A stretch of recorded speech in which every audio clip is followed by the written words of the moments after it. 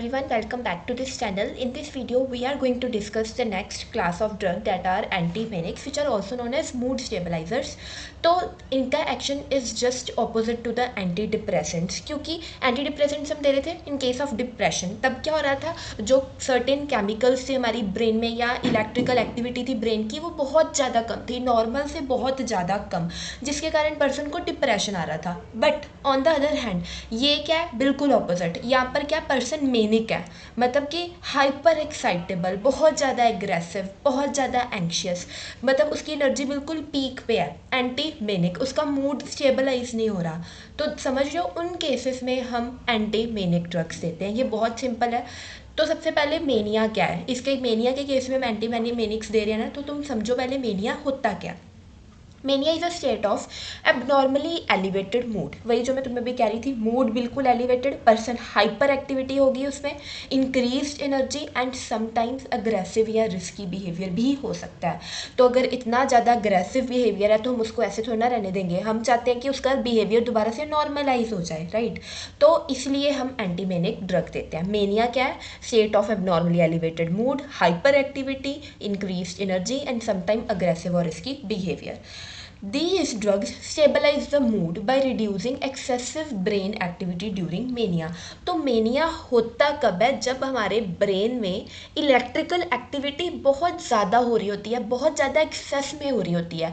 तो हम एंटीमेनिक देंगे, वो इलेक्ट्रिकल एक्टिविटी थोड़ी कम हो जाएगी, पर्सन नॉर्मल स्टेट में आ जाएगा. बट एक चीज़ ध्यान रखना, ऐसा नहीं है कि हम एंटीमेनिक्स इसलिए दे रहे हैं कि पर्सन बहुत उछल कूद रहा है तो हम थोड़ा उसको सुला दें. नो, इनका कोई भी सेडेटिव एक्शन नहीं है, सुलाने वाला एक्शन नहीं है कि मूड स्टेबलाइज करने के लिए हम सुला देते हैं. नो, इनका मेन पर्पस ये है कि जो वो इलेक्ट्रिकल एक्टिविटी है ना, उसको ही ठीक करेंगे, उसी को ही बैलेंस करेंगे, ठीक है, उसी को ही क्योर करेंगे. So it do not cause sedation but correct the abnormal excitability seen in the mania. तो बाइपोलर डिसऑर्डर के केस में तुम्हें पता है ना, टू एक्सट्रीम होते हैं, एक मेनिया, दूसरा डिप्रेशन. तो जो मेनिया वाला फेज होता है उसके केस में हम मूड स्टेबलाइजर्स, मतलब ये एंटीमेनिक ड्रग्स देते हैं. बट ऐसा नहीं है कि हम डिप्रेशन के केस में देते नहीं हैं. डिप्रेशन के केस में भी हम एंटीमेनिक ड्रग्स दे सकते हैं. किन केसेस में, अगर पर्सन को ट्रीटमेंट रेजिस्टेंट डिप्रेशन है तो उन केसेस में हमें, even in case of depression, हमें मूड स्टेबलाइजर्स देने पड़ सकते हैं, मतलब एंटीमेनिक्स देने पड़ सकते हैं. Definition: Antimanic drugs are a group of medicines that are used to control the acute manic episode and to stabilize the mood fluctuation in patient with bipolar disorder. तो एक चीज़ तुम्हें क्लियर होगी कि हम एंटीमेनिक्स किन पेशेंट्स को दे रहे हैं, those who are suffering with bipolar disorder, उनके केस में, by reducing the abnormal excitability of the brain neurons without causing major sedation and altering normal mood. इस डेफिनेशन में जो अभी हमने डिस्कस किया सब कुछ कवर हो गया, ठीक है. अब मैकेनिज्म ऑफ एक्शन. तो देखो यहाँ पर ये सारे, पहले तो इसका स्क्रीनशॉट ले लो, ये सारे के सारे ड्रग्स है जो हम एज एंटीमेनिक्स यूज कर रहे हैं. सबसे बेस्ट वाला जो फर्स्ट लाइन ड्रग है एज एंटीमेनिक, वो कौन सा है, लिथियम. सबसे पहला ड्रग एंटीमेनिक ड्रग कौन सा है, लिथियम. ये तीन चीज़ें करा है. एक तो डोपामिन, डोपामिन को कम करा, हमें पता है ये हमारा एक्साइटेटरी न्यूरोट्रांसमीटर ही है, डोपामिन को कम कर देगा. दूसरा, ग्लूटामेट को कम कर देगा. तीसरा, गाबा, जो कि एक इनहिबिटरी न्यूरोट्रांसमीटर है. ये तो अच्छा है ना, ये तो अच्छी बात है, इनहिबिट करेगा एबनॉर्मल इलेक्ट्रिकल सिग्नल्स को, तो ये तो हम बढ़ाना चाहते हैं. बाकी उन दोनों को हम कम कर देंगे, ग्लूटामेट को भी हम कम कर देंगे, डोपामिन को भी हम कम कर देंगे. अब तुमने कंफ्यूज नहीं होना कि जब हमने डिप्रेसेंट्स की, एंटी डिप्रेसेंट्स की बात की थी तो हम कह रहे थे कि डिप्रेशन के केस में क्या है कि ग्लूटामेट एक्टिविटी इंक्रीज होती है, तो अब हम चाहते हैं कि ग्लूटामेट एक्टिविटी डिक्रीज हो जाए. ऐसा ही एंटी डिप्रेसेंट्स वर्क कर रहे थे by decreasing the glutamate activity. अब यहाँ पर भी फिर से वही बात कि मेनिया के केस में भी मतलब कि ग्लूटामेट एक्टिविटी ज़्यादा है, तो ये कैसे हो सकता है कि डिप्रेशन के केस में भी ग्लूटामेट एक्टिविटी ज़्यादा है एंड मेनिया के केस में भी ग्लूटामेट एक्टिविटी ज़्यादा है, हालांकि ये दोनों बिल्कुल ऑपोजिट कंडीशंस हैं.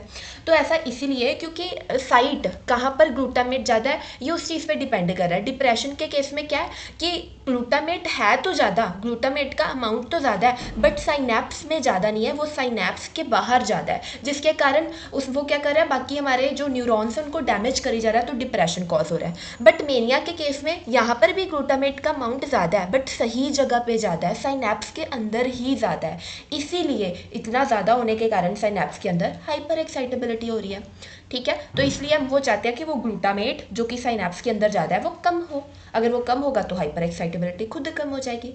समझ आ गई? तो लिथियम डोपामिन को डिक्रीज कर रहा है, ग्लूटामेट को भी डिक्रीज कर रहा है, बट गाबा को इंक्रीज कर रहा है। सेकंड वेलप्रोएट, इसमें बस तुम डोपामिन की जगह सोडियम चैनल ब्लॉकर्स लिख देना, बाकी सब कुछ नॉर्मल है कि ग्लूटामेट को डिक्रीज कर रहा है, गाबा को इंक्रीज कर रहा है एंड सोडियम चैनल्स को ब्लॉक कर रहा है। सेम डोपामिन की जगह सोडियम चैनल आ गया, बाकी ग्लूटामेट गाबा सेम है।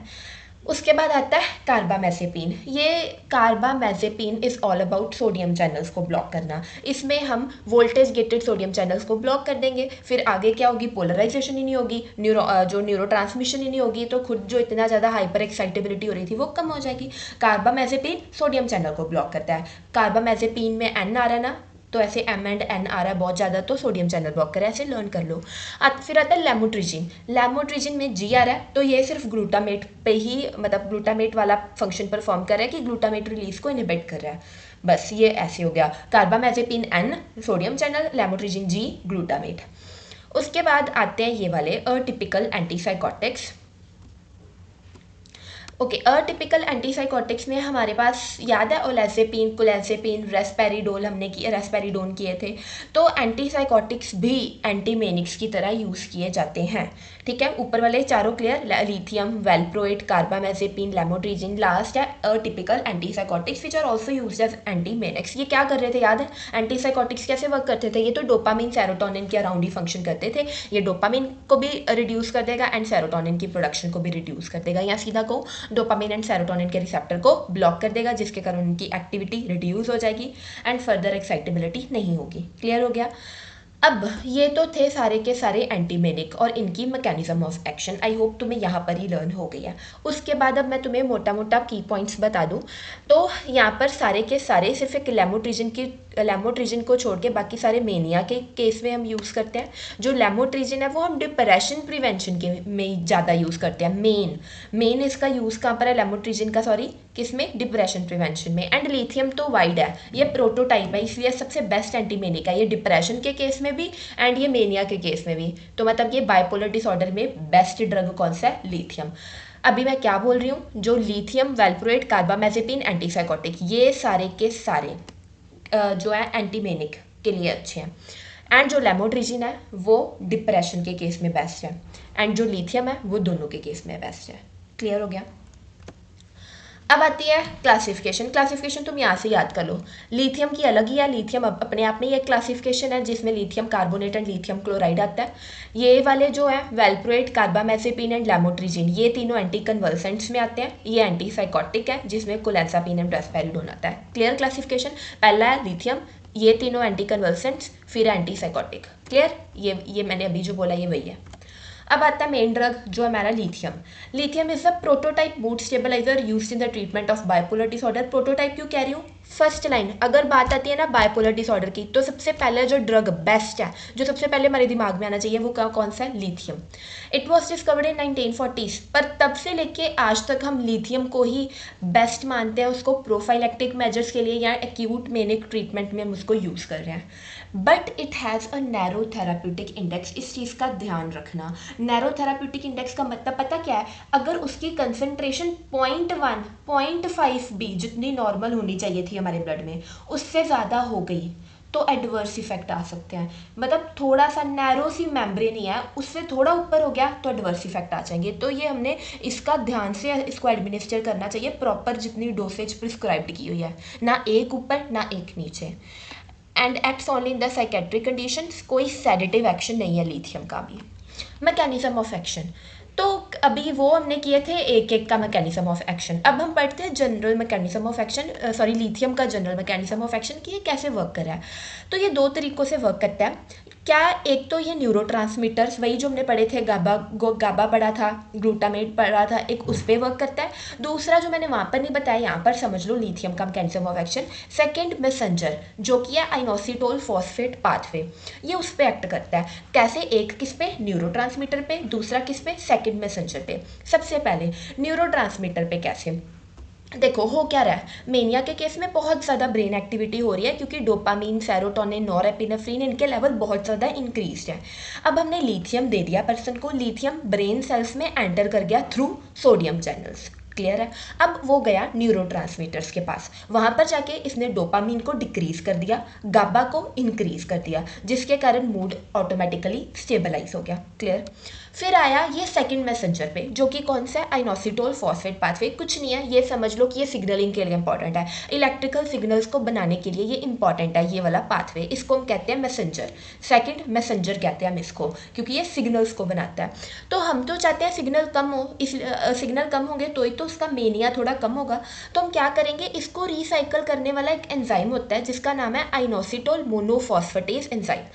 तो अगर इसको हमने ब्लॉक कर दिया तो वो इसको आइनोसिटोल फॉस्फेट को रिसाइकल नहीं करेगा। अगर वो रिसाइकल नहीं होगा मतलब वो कम बन रहा है, अगर वो कम बन रहा है तो सिग्नलिंग रिड्यूस हो गई, सिग्नलिंग रिड्यूस होगी मतलब हाइपर एक्साइटेबल स्टेट कम होगी, मतलब मेनिया हमने ठीक कर दिया। Clear, I hope it is clear. Neurotransmitters में डोपामिन को कम कर रहा है, गाबा जो कि इनहिबिटरी न्यूरोट्रांसमीटर है वो कम कर रहा है, उसको ज़्यादा कर रहा है।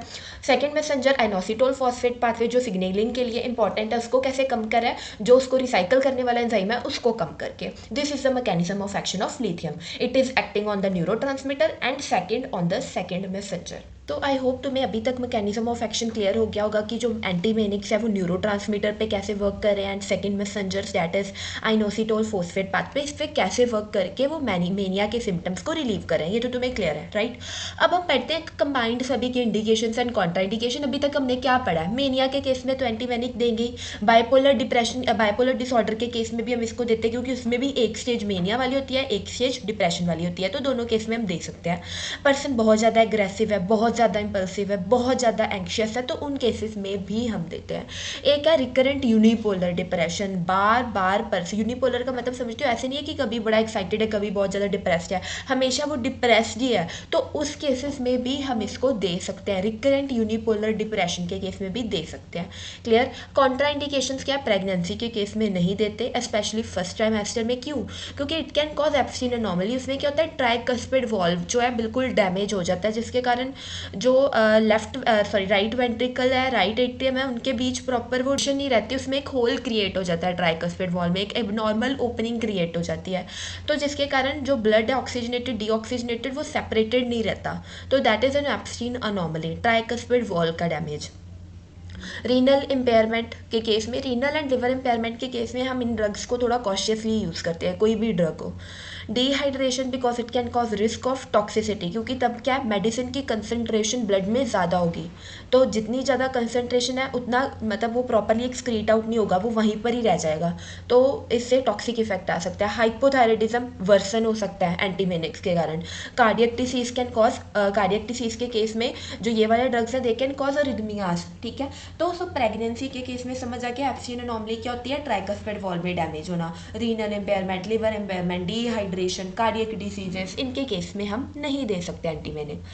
अब आते हैं साइड इफेक्ट की। अगेन वही सारे साइड इफेक्ट है जो हम सभी में ही पढ़ते हैं, क्योंकि ये तो कॉमन ही है कि जीआई में हम तुमने हमेशा जब भी साइड इफेक्ट्स लिख रहे हैं सिस्टम अकॉर्डिंग लिखने हैं, जीआई का अलग, सीएनएस का अलग, रीनल का, एंडोक्राइन, कार्डियोवैस्कुलर, थोड़ा सा मैं बता देती हूँ, वैसे सेम ही है, you can just right it out कि ऐसा ही होता है।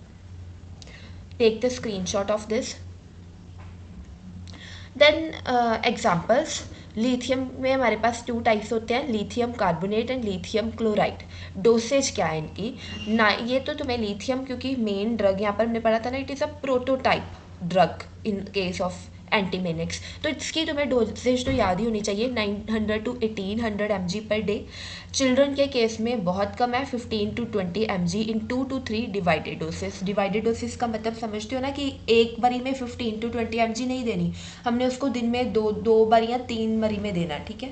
थेराप्यूटिक ब्लड लेवल, ये मैंने तुम्हें स्टार्टिंग में बताया था ना, इसका जो सीरम थेराप्यूटिक इंडेक्स इसका बहुत ज़्यादा नैरो होता है, कि थोड़ा सा उस लेवल से ज़्यादा हो गया तो इसने टॉक्सिसिटी कॉज कर देनी है, तो नॉर्मली बस इतना ही होना चाहिए, 0.6 to 1.2 milliequivalent per litre. अगर इससे ज़्यादा हुआ सीरम में इसकी concentration, so it can cause various adverse effects. Clear है।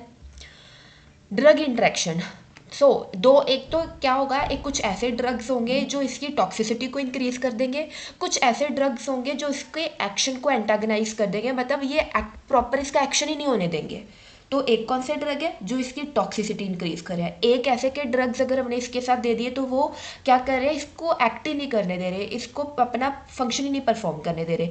तो सबसे पहले dose that increases the lithium toxicity, ऐसे के दो तो डायरेटिक्स ही हैं, थायजाइड डायरेटिक्स, लूप डायरेटिक्स, उसके अलावा NSAIDs and ACE inhibitors. Clear है, दो तो डायरेटिक्स ही हैं, thiazide diuretics, loop diuretics, ACE inhibitors and नसैड।